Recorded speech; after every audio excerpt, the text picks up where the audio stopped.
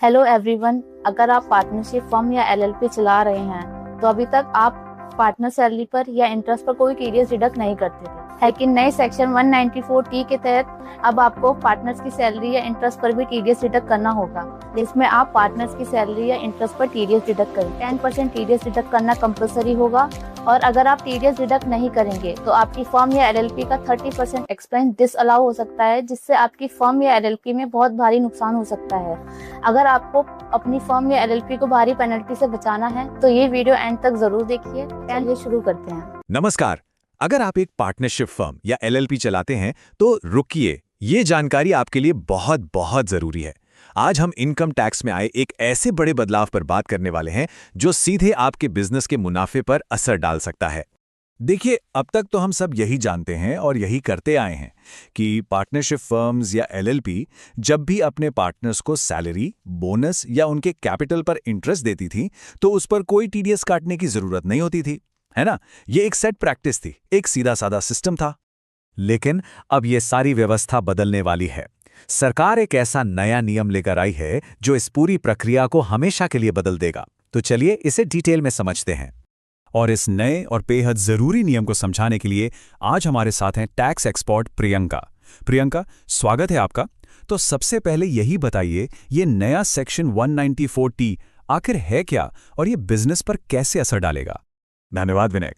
देखिए, सरकार ने फाइनेंस एक्ट के जरिए इनकम टैक्स कानून में एक नई धारा सेक्शन 194T जोड़ दी है।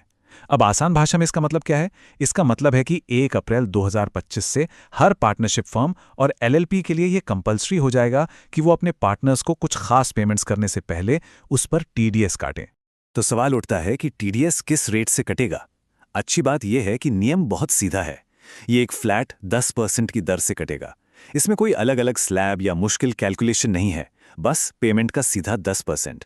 हाँ, लेकिन इसमें एक छोटी सी राहत जरूर है।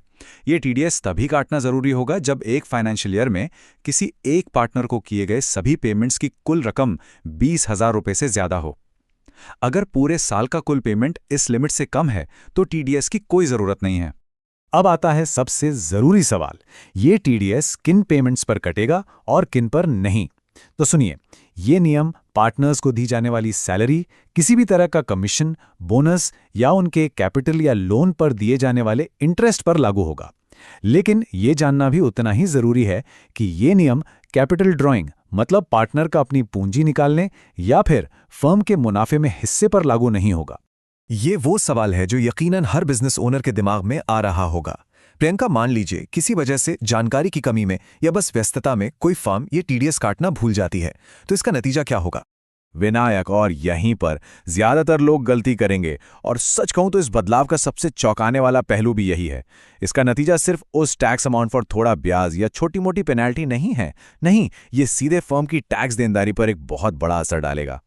अगर कोई फर्म टीडीएस काटना भूल जाती है तो इनकम टैक्स एक्ट का सेक्शन 40A AIA एक्शन में आ जाएगा और इसके तहत पार्टनर को जो भी पेमेंट दी गई है उस पूरे खर्चे का 30% हिस्सा अमान्य यानी डिसअलाउ कर दिया जाएगा।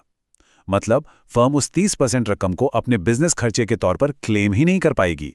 चलिए इसको एक सीधे से उदाहरण से समझते हैं। मान लीजिए एक फर्म ने अपने पार्टनर को साल में 10 लाख रुपए की सैलरी दी। इस पर 10% यानी 1 लाख रुपए का टीडीएस कटना था। अब अगर फर्म ये टीडीएस नहीं काटती है तो 10 लाख का 30% यानी 3 लाख रुपए खर्च के तौर पर अमान्य हो जाएगा।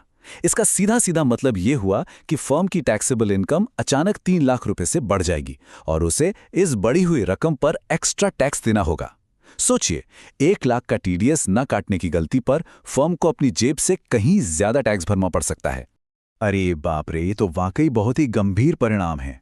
तो प्रियंका, इस गलती से बचने के लिए ये समझना बहुत जरूरी है कि टीडीएस काटने का सही समय क्या है, कब काटना है।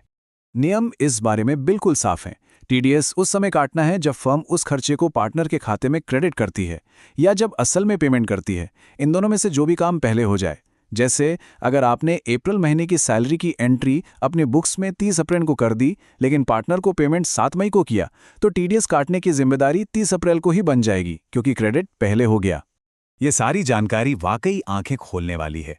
तो प्रियंका, अब सबसे जरूरी बात, फर्म्स और उनके अकाउंटेंट्स को फौरन क्या कदम उठाने चाहिए ताकि वो 1 अप्रैल 2025 के लिए पूरी तरह से तैयार रहें? देखिए, तैयारी के लिए एक 5 पॉइंट एक्शन प्लान है जिसे हर किसी को फॉलो करना चाहिए। पहला, अपने अकाउंटिंग सॉफ्टवेयर को अपडेट करें। दूसरा, सभी पार्टनर्स के साथ बैठकर उन्हें इस बदलाव और उनके कैश फ्लो पर इसके असर के बारे में साफ-साफ बताएं। तीसरा, टीडीएस जमा करने की तारीखों के लिए कैलेंडर में रिमाइंडर सेट कर लें। चौथा, अपनी पार्टनरशिप डीड को एक बार फिर से देख लें। और सबसे ज़रूरी, बिना देर किए अपने सीए से सलाह लेकर एक पक्की योजना बनाइए। एक बात याद रखिए, तैयारी ही सब कुछ है। अगर अभी से योजना बनाना शुरू करेंगे तो आप ये पक्का कर सकते हैं कि जब 1 अप्रैल 2025 को ये नियम लागू हो तो आपका बिजनेस बिना किसी परेशानी के इसका पालन करे और आप इन भारी भरकम नतीजों से बच सकें। इंतजार मत कीजिए, इस पर आज ही काम शुरू करना होगा। तो सवाल अब यही है कि क्या आपकी फर्म इस बड़े टैक्स बदलाव के लिए तैयार है? इस पर सोचिएगा जरूर, क्योंकि तैयारी का सही समय अभी है।